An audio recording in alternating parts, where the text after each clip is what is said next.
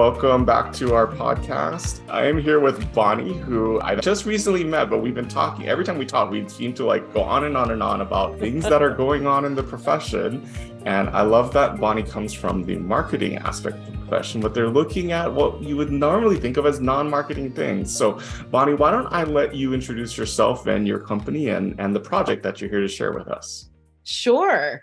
So thank you. First of all, I am always happy to have any conversations with you, Donny. And I am Bonnie Ruszczyk. I've had my own company, BBR Companies, since 2009. Prior to that, I was the marketing director for a mid-sized firm here in Atlanta. And over the last, I would say, 4 years or so, I've really been also working in the DEI space. I got a certification from Cornell and have continued through adding coursework as, I see things that I really want to learn. And last year, I was approached by Joanne Cleaver, who is the founder of the Accounting Move project that started in 2010. And she asked if I was interested in taking it over. She has some other things that she had to pursue, and I was honored to be approached and have done that. Last year, I shadowed her through the whole process, and this year, fortunately, she's shadowing me. So I'm not just thrown to the wolves, but we are in the process of signing firms up to participate for the 2023 Accounting Move project now. Cool. That's actually interesting too, that it's been around for so long, because I think a lot of people think DE&I is this new thing, but 2010, so that's been a while. So what is the Move project actually doing? What are the objectives? Sure. So the Accounting Move project basically makes the business case for advancing women and people of color by delivering firms the comprehensive data and guidance on finding, retaining, developing, and advancing diverse talent. It is in some ways similar to a best places to work sort of survey, in that we do create every year list best CPA firms for women and best CPA firms for equity leadership. But it goes it goes quite a bit beyond a lot of those, in that, yes, there is a very long, comprehensive survey that everybody fills out, but we also do one-on-one interviews with each of the firms that participate to really dive deeper into what they're doing and where they're seeing success, and in some cases where they're running into roadblocks. So what we do with that information is each firm that participates gets a confidential, customized report.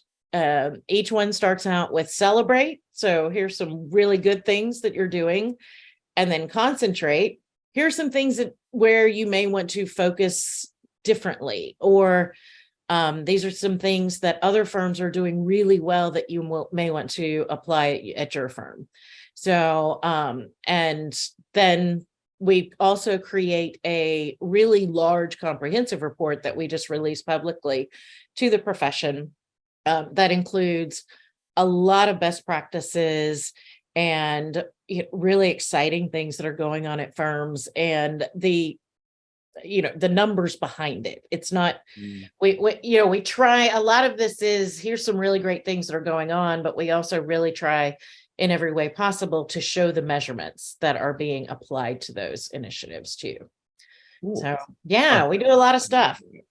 Definitely coming from as an accountant and having data behind what you're telling me I should do. And especially, and forgive me, I'm going to stereotype and go, knowing that you're a marketer, going, oh, is this just hype? Are you just kind of telling me stuff so that I need to do it because I need to create, I need to do something, right? That's the whole marketing side. But if you've got the actual data sitting behind that, this sounds like this is much more valuable. And is it full, actually 10, 20, what is that? 13 year, this is actually, I guess this is the 13th year, or is this the 14th year? 14th so you've got year. A lot of data sitting behind there to look at the trends.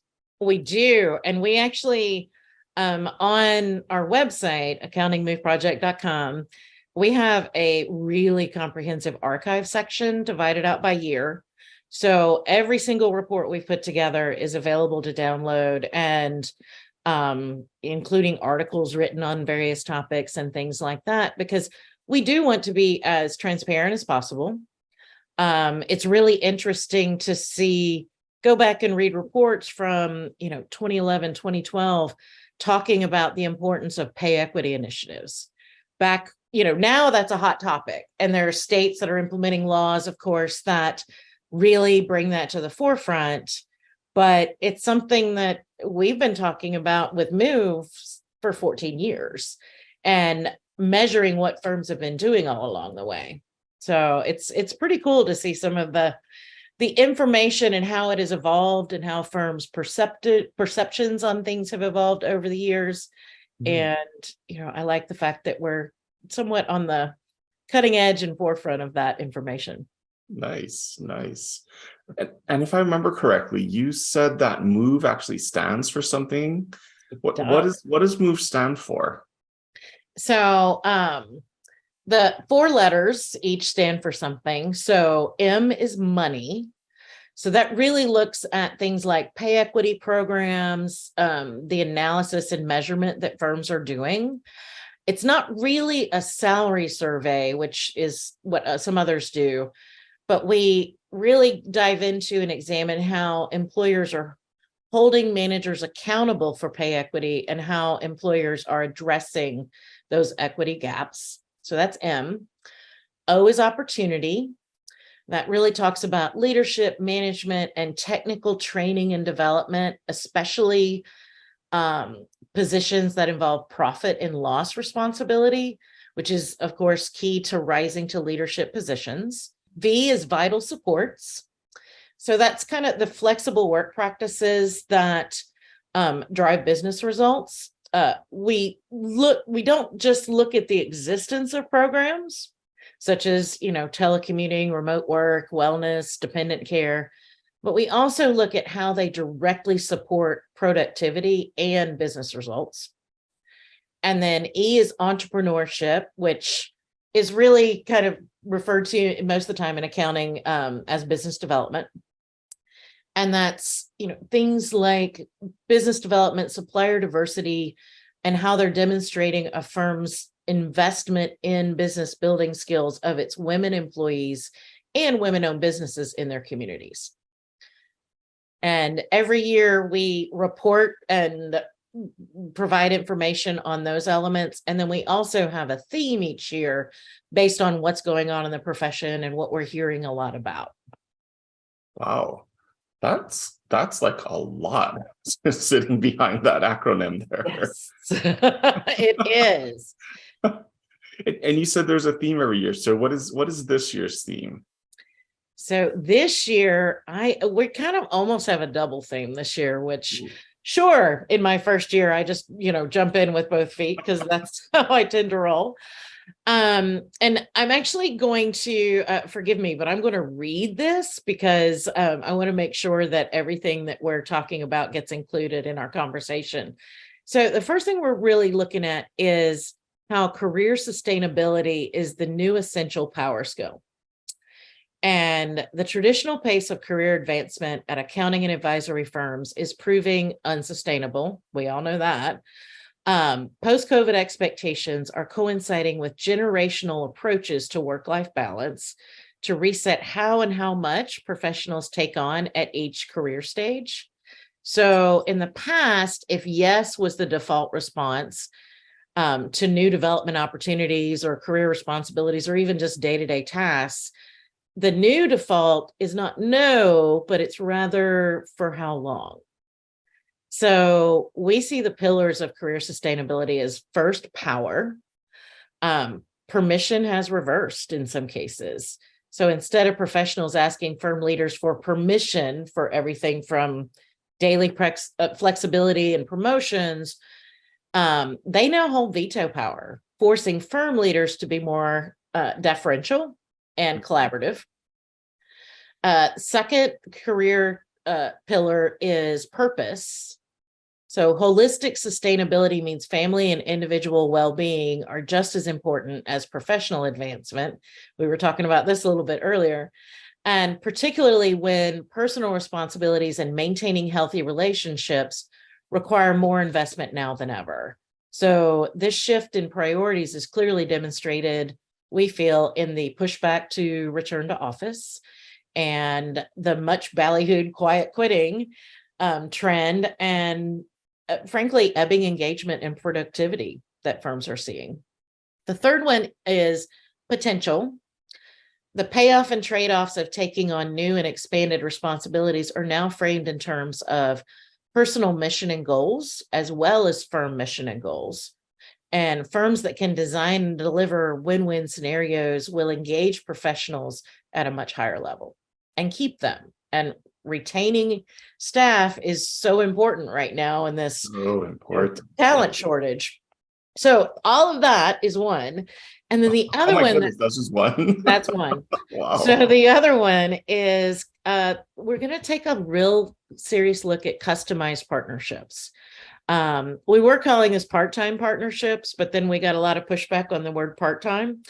But really, the idea is that firms that are able to create an opportunity for advancement and leadership in a way that also works for the people that work within those firms that have a lot of responsibilities. And, you know, whether we like it or not, women have the majority of caregiving responsibilities. So in 2022, half of the firms that participated in the Accounting Move project reporting having some sort of scaled partnership track. And as women continue to shoulder disproportionate caregiving burdens, the emerging question is, or as we see it, is how can women advance into equity partnership while on a scaled track? So we are going to look at, you know, the firms that are kind of tempted to simply lop off a category of leadership development, especially business development, in lieu of cultivating long-term clients, and how that strategy is short-sighted and self-defeating. And we're going to look at how firms are deliberately designing these customized partnership tracks, differentiating them from remote partnership, and then examining models that work sustainably. So Whoa, I'm super excited about that. My goodness. Yeah. Wow. Yeah, we go all in, man. When I think you said women a lot in there, but I think we should really point out that these programs also help a lot of men, help anybody that's a parent. Yeah. And really what we do when people look at this, I think what they need to keep in mind is that it's exactly that. It's parents. This is making this parents. And you actually said earlier, well, we know women shoulder most of the burden and that's the caregiving burden. And that's what we actually also want to try and make a little more, I don't know if equitable or equal is the right word, but whichever is the right word, so that we can enable men to also take advantage of this. Because I know I talk with other men who are like, yeah, I wish I could take more time in, but this would actually allow them to do that as well. So if firms adopt these types of programs, they can actually help both their women and their men be there for their families, as you've indicated. That's one of the big things. And I think, yes, especially during the pandemic, we've seen such a huge shift in that, not just for children, but also like I was helping take care of my grandfather for a long time. So having that flexibility to go to the appointments, whether it's for a child or for an aging parent or whatever the case may be, that everyone can utilize that. Yeah. And that's actually, you point out something that we feel is as important, but also there usually isn't nearly as much flexibility in caring for aging parents or grandparents as there is for caring for children.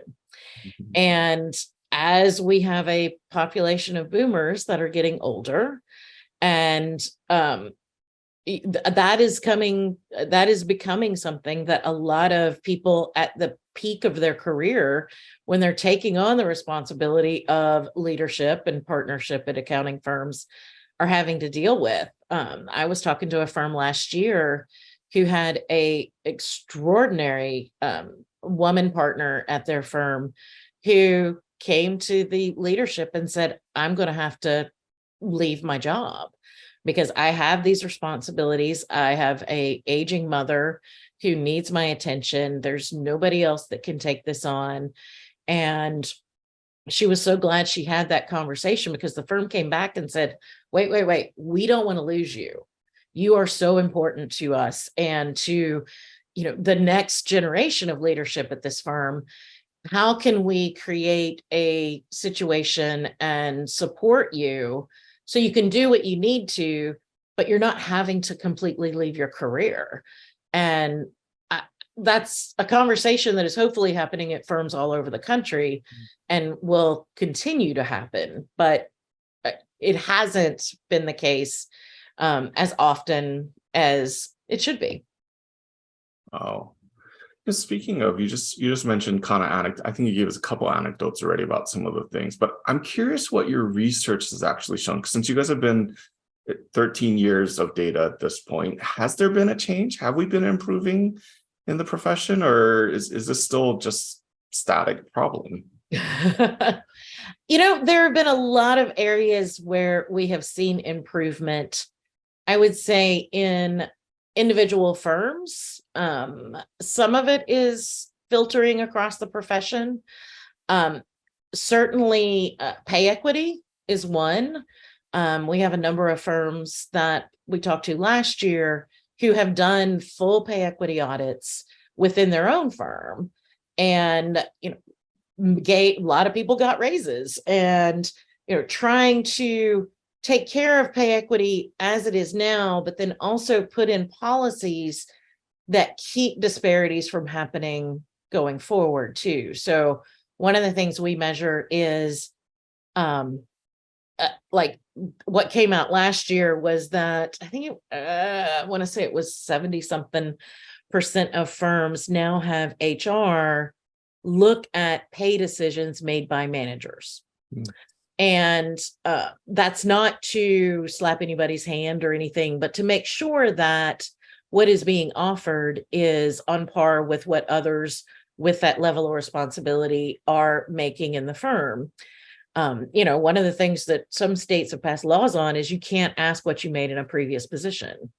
And that's in part because if, you ask that question and I come in the door and my last job paid me 50 grand and your last job paid you 80 grand and we're starting at the same position, firms a lot of times and companies just across the board will say, oh, well, I'll give them the 50 grand person a $10,000 raise and she's going to be really happy and, give you maybe a $5,000 raise. You're also happy, but then you've got this pay inequity that just gets exacerbated over time as raises are given in the future. So really trying to take a look and make sure that people that are doing similar jobs are receiving similar pay for that. Mm-hmm. Well, and I think that starts to undermine one of the other major issues is the whole we don't discuss what we're making in the firms, which also creates a lot of kind of mistrust. And that's really not what we want to have in the firms, is we should have a lot of trust and to enable better performance as we go through all of these reviews and everything. There's this mysticism that seems to just be around the performance reviews and pay and salary and raises and all this stuff. And if we can actually make it feel like everybody is more equitable and that everyone's being fairly compensated, that we won't have to worry about those types of things anymore. Yeah. And I think that's a generational thing too, because, we hear a lot about Gen Z in particular, but even some of Gen Y, they are they're more comfortable talking about pay. And what that's doing is that's uncovering a lot of these pay equities that companies are now having to address. And ultimately, I think that's a good thing. Well, it sounds like your research is touching on a lot of things. I heard a little bit of culture when you were talking about all those different P's kind of sitting in there, culture and purpose, the alignment of mission. That's definitely something we're hearing with the younger generation. They want to work for a company where they are and they feel like their personal mission is in alignment with the firm's mission. That I think too, one of the things we're trying to do at the Center for Accounting Transformation is also help people realize that our part of our mission as accountants is not to just help people make money, but it's really just to help people be successful in general, whether that's at an individual or family level, at a business level, or even in a big corporation. It's really looking at that bigger picture of how do we help improve everyone and, well, improve the world, which is why our URL is improvetheworld.net, right? So let's really equip the profession to first improve itself. And I think the Move project sounds like it's going to be a very big tool in doing this. So how can people get involved with this project? How can they learn more? I think you said earlier your website. So what Yes. was that again? Visit